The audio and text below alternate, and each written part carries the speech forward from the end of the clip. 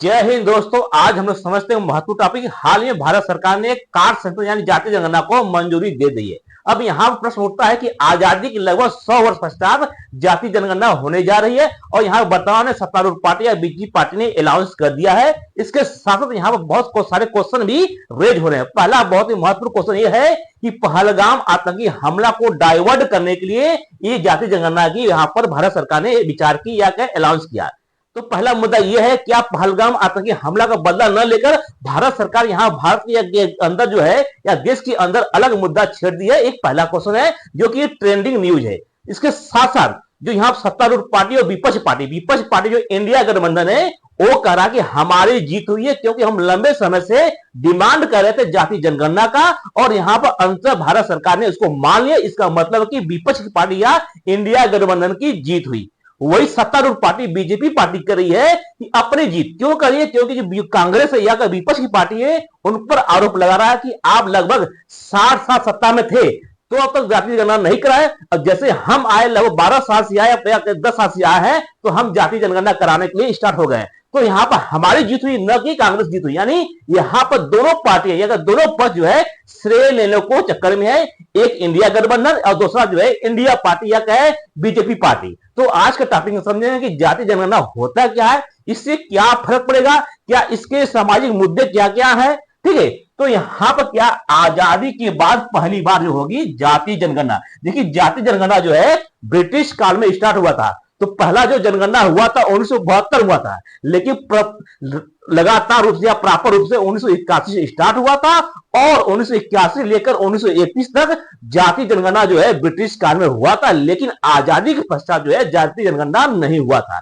तो ये भारत सरकार यह कहे आजादी के बाद पहली बार जाति जनगणना होने जा रहा है। और यहां पर राहुल गांधी ने झुका दिया मोदी जी को। यहां पे ऐसा क्यों ट्रेंड है, क्योंकि राहुल गांधी जो वक्तव्य पार्लियामेंट में दिए उनकी वक्तव्य सही होते जा रहे। जैसे इन्होंने किसान आंदोलन पर अपने पार्लियामेंट में कहा था कि भारत सरकार को इसको वापस लेना ही पड़ेगा, अंत किसान आंदोलन को भारत सरकार ने ले लिया। यह कहे राहुल गांधी की बात सच हुई। उसी प्रकार से राहुल गांधी ने कहा था कि कास्ट या जाति जनगणना भारत सरकार को करानी ही पड़ेगी किसी भी हद तक। और अंत अब ये प्रूफ हो गया है या सिद्ध हो गया कि अब जो है जाति जनगणना होगी। तो राहुल गांधी जो वक्तव्य या जो कहे हुए बात है उसको जो है सही होता हुआ देख रहा है। इसलिए राहुल गांधी या कांग्रेस पार्टी की विजय मानी जा रही है। इसके साथ बीजेपी पार्टी वो भी अपनी विजय बना रही है। तो यहाँ पर दोनों पार्टी अपनी श्रेय ले रही है। अब समझते हैं कि जाति जनगणना होता क्या है, इससे क्या क्या मुद्दे हैं और इससे क्या क्या फर्क पड़ेगा सामाजिक मुद्दों पर। ठीक है, देखिए मेन क्या है कि जाति जनगणना क्या, जाति जनगणना का मतलब क्या है, आखिर क्यों इसकी जरूरत पड़ती है। ठीक है, ये भी है।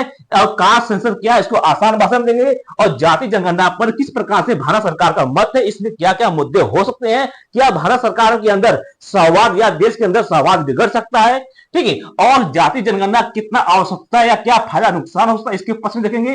पक्ष विपक्ष का क्या तर्क है और जाति जनगणना का फैसला जो विध्वंसक हो सकता है कि नहीं हो सकता है, हर प्रकार के मुद्दा है। तो इस आज के टॉपिक में समझेंगे जाति जनगणना के बारे में। तो जाति जनगणना जो स्टार्ट हुआ था ब्रिटिश काल से हुआ था, 1881 से लेकर 1921 तक जाति जनगणना हुई थी और आजादी के बाद कोई जाति जनगणना नहीं हुई थी। और ये पहली बार है जो कि जाति जनगणना मतलब कि यहाँ पर देखा जाएगा कि कौन सा एससी है, कौन सा ओबीसी है, कौन जनरल कास्ट है, ये मालूम हो जाएगा। तो यहाँ पर अब जो है ये मालूम हो जाएगा कि कौन से कास्ट के लोग कितने हैं, ओबीसी के लोग कितने हैं, एससी के लोग कितने हैं, जनरल के लोग कितने हैं। अब देखिए यहाँ पर जब जाति जनगणना हो जाएगा तो उसके बाद अलग मुद्दे छिड़ेंगे या अलग बहस छेगा। अलग बस ये होगा कि जितनी जितनी हिस्सेदारी होगी उतना ही डिमांड करेंगे आरक्षण का, रिजर्वेशन का। क्योंकि यहाँ पर जाति जनगणना का मेन मकसद क्या है, क्या रिजर्वेशन। मानिए किसी व्यक्ति का या ओबीसी का अगर 52 है तो डिमांड करेगा कि हमारा जो है आरक्षण जो है 52% का जाए। ठीक, तो देखिए ये जाति जनगणना जो है कब स्टार्ट हुआ था या जाति आधारित जनगणना जो है, तो इसको जाति आधारित जनगणना में देश की जनसंख्या को उनकी जातियों के आधार पर वर्गित किया जाएगा। नहीं जो जातियां कौन कौन है, ओबीसी है, ठीक, ओबीसी हो गया, एससी हो गया, इसी प्रकार से एसटी यानी अन्य पिछड़ा वर्ग हो गया, अनुसूचित जाति हो गई जिसको एससी बोलते हैं, 60% शेड्यूल्ड कास्ट बोलते हैं। इसी प्रकार से अनुसूचित जनजाति शेड्यूल्ड ट्राइब हो गए और सामान्य जिसको बोलते हैं जनरल कास्ट बोलते हैं। तो यहाँ पर इस प्रकार के काउंट होंगे या मालूम होगा कि कौन से व्यक्ति किस कास्ट में है। और एससी और देखिए सामान्य जनगणना यानी कि सामान्य जनगणना होती थी, इसमें एससी और एसटी की काउंटिंग होती थी। लेकिन जब सामान्य जनगणना होती तो उसमें एससी और एसटी की जानकारियां दी जाती थी, लेकिन ओबीसी की जानकारियां नहीं दी जाती थी। तो सामान्य जितनी भी सामान्य जनगणना हुई थी उसमें एसटी एससी की नाम थी कि वहां पर जो ओबीसी कास्ट कितने लोग हैं इनकी जो है डाटा नहीं दी जाती और ना ही सामान्य जाति की। अब क्या होगा कि अब मालूम चलेगा ओबीसी के लोग कितने परसेंटेज है या उनकी हिस्सेदारी कितनी है, एससी यानी शेड्यूल्ड कास्ट कितने हैं, शेड्यूल्ड ट्राइब कितने हैं और जनरल कास्ट सामान्य कास्ट के व्यक्ति कितने हैं। ये पूरे भारत में इस प्रकार से अब काउंटिंग होगा और काउंटिंग होने के बाद जो है बहुत छिड़ जाएगा कि जो जितनी हिस्सेदारी है उसको इतना हो रिजर्वेशन दिया जाए। ऐसा मुद्दा आने वाले समय में और आने वाले समय में बहुत सारे मुद्दे जो है भारत सरकार के अंदर जो है देखने को मिलेगा। देखिए इसकी ऐतिहासिक क्या है, यानी इसको इतिहास में पृष्ठभूमि देखेंगे तो जाति जनगणना जो है ब्रिटिश काल से स्टार्ट हुआ था।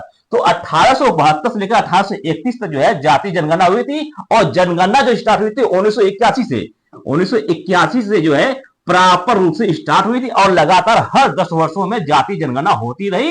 लेकिन 2011 के बाद जो है 2025 हो गया, अब जो है जाति गणना है। देखिए 2021 में होना था लेकिन उसमें कोरोना काल था जिस कारण से उसको एक्सटेंड कर दिया गया। तो अभी 2010 के बाद 2011 के बाद जो है अभी वर्तमान में जाति जनगणना नहीं हुई। तो 2025-26 में जो है जाति जनगणना होगी, ये मालूम चलिएगा। इसके साथ साथ बात करेंगे तो 1947 के बाद जो है भारत सरकार ने जाति जनगणना को बंद कर दिया। इसके साथ मंडल आयोग क्या है, देखिए मंडल आयोग 1980 में 1931 की जनगणना के आधार पर ओबीसी को 27% जो है रिजर्वेशन दिया। कितने 1931 के हिसाब से कितने 27% जो ओबीसी अन्य पिछड़ा वर्ग है उसको 27% दिया। और इसमें माना जाता था कि यहां पर जो है ओबीसी जो है 51% जो है इनका हिस्सेदारी है। कितने 51% जैसा क्या है किसके हिसाब से 1931 यानी समझिए 1931 में अन्य पिछड़ा जो वर्ग है या उसके जो कितने परसेंट से 51% थे। और वर्तमान में जो बात करेंगे लगभग जो है ये 64% माना जाता है, 60 के पार माना नहीं 60 से 62% माना जाता है कि ये अन्य पिछड़ा वर्ग है। लेकिन ये अभी जो है काउंटेबल नहीं या कहें इसको जो ये राइट प्रूफ नहीं है, इसीलिए जाति जनगणना का डिमांड हो रहा है। ओबीसी कर रहे हैं कि हमारी जनसंख्या अधिक है तो हमारी हिस्सेदारी बढ़ेगी। इसको मालूम करने के लिए आपको जनसंख्या को काउंट करना पड़ेगा। और जो वर्तमान में जो ओबीसी जाति को 27% आरक्षण मिलता है वो किसके हिसाब से मिलता है 1931 के हिसाब से जो है 31% 27% जो है हिस्सेदारी मिलता है। और उस समय ऐसा माना जाता है कि ओबीसी कास्ट के जो है 51% जो है हिस्सेदारी है। ठीक है। और 2011 में जो ओबीसी सही डेटा को एकत्रित किया गया था लेकिन भारत सरकार का है इस डेटा को जारी नहीं किया, यानी 2011 में काउंट हुआ था। और सरकार का मानना है कि यह आंकड़ा जो है गलत है या असंगत है, जिस कारण से इन्होंने रिवील नहीं किया।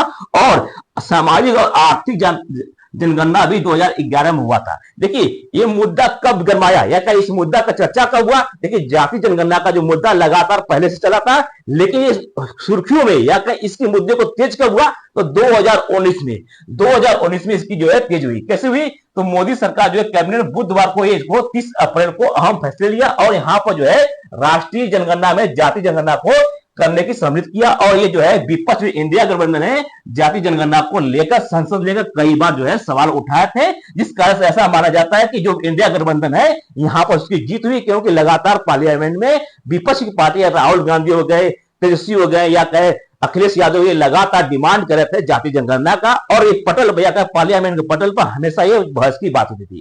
ठीक है। देखिए मुद्दा का विवाद का जड़ कब हुआ तो मेन मुद्दा का जो जड़ हुआ 2019 में। तो 2019 में ईडब्ल्यूएस इकोनॉमिक वीकर सेक्शन जिसको आर्थिक रूप से कमजोर वर्ग कहा जाता है, जिसको शॉर्ट फॉर्म में ईडब्ल्यूएस है, इसमें जो है भारत सरकार ने सामान्य वर्ग जनरल वर्ग को 10% जो है इसको क्या रिजर्वेशन दिया।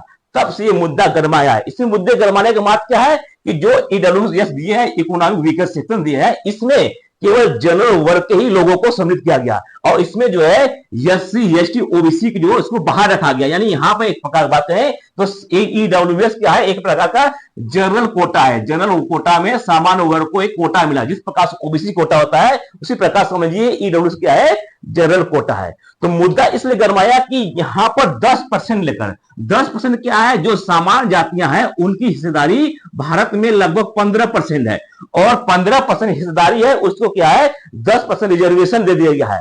और यहाँ पर ओबीसी जो है जो 51% जो है 1931 के अनुसार है, और यहाँ पर इसको जो रिजर्वेशन जो है 27% दिया गया। और वर्तमान में जो ऐसा माना जाता है कि लगभग ओबीसी जाति जो है 60 के आसपास है, तो अगर 60 है तो इसको कम से कम 50% रिजर्वेशन मिलना चाहिए, ऐसा ओबीसी जो जाति है उनकी डिमांड है। तो यहाँ पे इसलिए डिमांड करें कि अगर कास्ट सेशन करा जाए, यानी यहाँ पर जाति जनगणना करा दिया जाए, तो हर यहाँ कास्ट की अच्छी तरह से मालूम हो जाएगा कि एससी कितने हैं, ओबीसी कितने हैं, जनरल कितने हैं और एसटी कितने हैं, तो ये मालूम चल जाएगा। और जो ईडब्ल्यूएस है, इकोनॉमिक वीकर सेक्शन, इस प्रकार का जनरल वर्ग का कोटा है, और यहाँ पर 10% लेकर ये मुद्दा जो है सुप्रीम कोर्ट में गया, और सुप्रीम कोर्ट में गया था। और यहाँ पर इसके साथ बात करें अनुसूचित जाति की, और यहाँ पर इनको जो मिलता है 18% और 11%, यानी जो एससी है, एससी का जो वर्तमान जनसंख्या है लगभग 18% है, और इनको जो आरक्षण मिलता है लगभग जो है 7.5% मिलता है। एससी जो है 18% है, इनको जो है लगभग 16% आरक्षण मिलता है, और जो एसटी है लगभग 12 के आसपास है, कितने 12% हिस्सेदारी इनको मिलता है 7.5%। और ओबीसी जो है अन्य पिछड़ा वर्ग जो है, इनको जो है 60 के आसपास इनकी जनसंख्या है, लेकिन मिलता कितने हैं 27% है। और जो जनरल वर्ग है इनकी जनसंख्या जो है 15% है, और उनको आरक्षण कितने मिलता है 10%। तो अगर हिस्सेदारी की बात करें, जितनी जितनी जनसंख्या उसके हिसाब से देखेंगे, तो ईडब्ल्यूएस का जो है 15% जो हिस्सेदारी है, लेकिन मिलता कितना 10%। जिस कार्य से ओबीसी डिमांड करते हैं कि अगर हमारी जनसंख्या सबसे अधिक है तो हमारी हिस्सेदारी भी अधिक होना चाहिए। तो जिसकी समझिए 60% हिस्सेदारी है, उसको मिला 27%, तो डिमांड ही करेगा कि हमको दीजिए। और इसी के लोग का जो ईडब्ल्यूएस हुआ, इसमें जो है सुप्रीम कोर्ट गए थे, और सुप्रीम कोर्ट में काफी बहस चला था, और सुप्रीम कोर्ट में ये जो है 5 जजों की बेंच बैठी, जिसमें से जस्टिस एस.बी.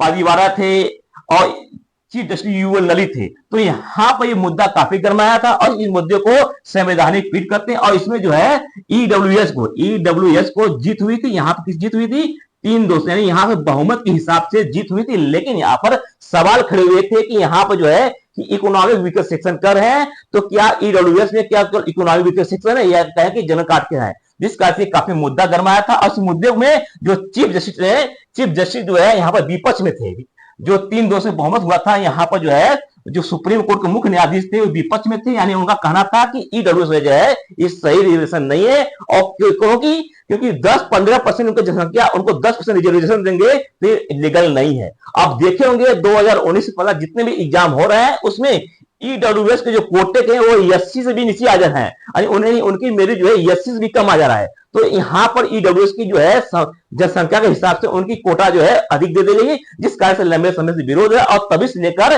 पार्लियामेंट में विपक्ष के नेता जो है डिमांड करें कि कास्ट करा दिया है, तब यहाँ पर सब क्लियर हो जाएगा कि किसको कितनी हिस्सेदारी देना है, जिस कारण से लगातार डिमांड कर रही थी, और बीजेपी पार्टी इसको डिनाई कर रही थी। लेकिन अब देखिए पहलगाम हमला हुआ, और पहलगाम हमले को डाइवर्ट करते हुए यहाँ पर बीजेपी पार्टी एक नए मुद्दे छेड़ी, और यानी यह कहे कास्ट सेंसस की बात कर रही। ठीक, अब बात करें हालिया घटना में क्या हुआ, तो हालिया घटना में बिहार में जो है यहाँ पर कास्ट सेंसस हुआ था, और इसमें पिछड़ा वर्ग जो है 27% जो है, और जो अल्प पिछड़ा वर्ग उसको जो है 36%, को मिला कर देखेंगे तो लगभग 60% जो है बिहार में ओबीसी है। ठीक है, 60% एबव। इसी प्रकार से अनुसूचित जाति जो है लगभग 20% है, और अनुसूचित जनजाति जो है यहाँ पर 1.2 लगभग 1.5% है, और सामान्य वर्ग जो है लगभग यहाँ पर 15.5% है। तो यहाँ पर जो है बिहार सरकार जो है लगातार डिमांड कर रही थी, लालू प्रसाद भी कर रहे थे, और यहाँ पर नीतीश कुमार भी कर रहे थे। इसके साथ साथ जो है राहुल गांधी, अखिलेश यादव, यानी जितनी विपक्ष की पार्टियां लगातार डिमांड कर रही थी कि कास्ट सेंसस करा दिया जाए, इससे हर जाति के कोटा निर्धारित हो जाएगा। अब बात करते हैं कितना तर्कसंगत है। अब न्यूज क्या है कि मोदी सरकार जो है बुधवार 30 अप्रैल को ये अहम फैसले लेते हुए यहाँ पर कहा कि अब जाति जनगणना होगा, और जाति जनगणना जो है काउंट होगा, ये लगभग 2025 और 26 तक काउंट हो जाएगा। अब इसके देखकर दो बात हो रही है कि यहाँ पर अभी हाल में 2026 में बिहार में चुनाव है, और 2027 में यूपी में चुनाव है। तो इसके देखते हुए जो है बीजेपी पार्टी जो है अपनी सत्ता या अपनी जो है नीति चेंज कर दी है। ठीक, अब बात करते हैं जाति जनगणना के क्या पक्ष में तर्क, या क्या पक्ष में तर्क है, तो इसमें जो है सटीक आंकड़े यानी योजनाओं की लिस्ट यहाँ पर जरूरी डाटा हुए, यानी यहाँ पर किसको क्या देना है, अगर डाटा सही मिलेगा तो और बेहतर होगा। इसके साथ साथ सामाजिक न्याय, यानी सामाजिक न्याय में संसाधनों का न्यायपूर्ण वितरण, यानी किसको कितना न्याय देना है या किसको कितना संसाधन देना है, इससे मालूम हो जाएगा सटीक जानकारी। इसके साथ नीति निर्धारण में आरक्षण और कल्याण योजनाओं के जनसंख्या के आधार पर जो है समायोजन किया जाएगा। तो इस प्रकार के ऐसे जो है जाति जनगणना के तर्क में। अब बात करते हैं वितर्क क्या है, तो विरुद्ध में क्या तर्क है, तो विरुद्ध में तर्क यह है कि जाति जनगणना जो है इसके विरुद्ध में जो है जाति विभाजन, यानी यहाँ पर जो है समाज में जो है जाति आधारित भेदभाव बढ़ सकता है, क्योंकि यहाँ पर ईडब्ल्यूएस या कहे एससी एसटी ओबीसी और जनरल में इन सभी में क्या दूरियां बढ़ सकती हैं, भेदभाव बढ़ सकता है, जिस कारण से ये जो विरुद्ध में। इसके साथ साथ यहाँ पर डेटा जो है बहुत ही कठिन है, क्योंकि हजारों उपजातियां, जैसे कि एससी में बात करेंगे तो एससी में लगभग हजारों जातियां हैं, एसटी में हजारों हैं, इसलिए यहाँ में बात करेंगे अनुसूचित जाति, इसको एससी बोलते हैं, लगभग 1100 से अधिक जातियां हैं, एसटी में लगभग 750 से अधिक है, ओबीसी में तो लगभग 5000 जातियां हैं। कितनी? 5000 से एवं जातियां हैं। अब 5000 से एवं जातियां हैं तो किस प्रकार से काउंट करेंगे, किस प्रकार से सही दर्शाएंगे और इसमें कितने वर्ग बांटेंगे,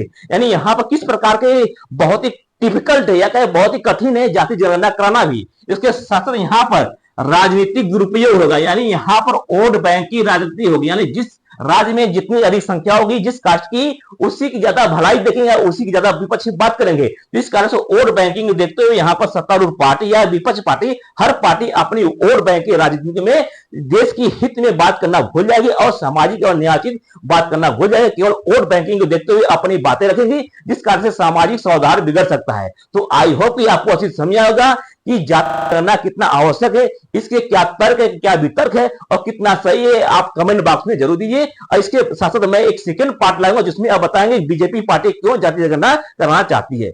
मिलते हैं नेक्स्ट वीडियो में। जय हिंद।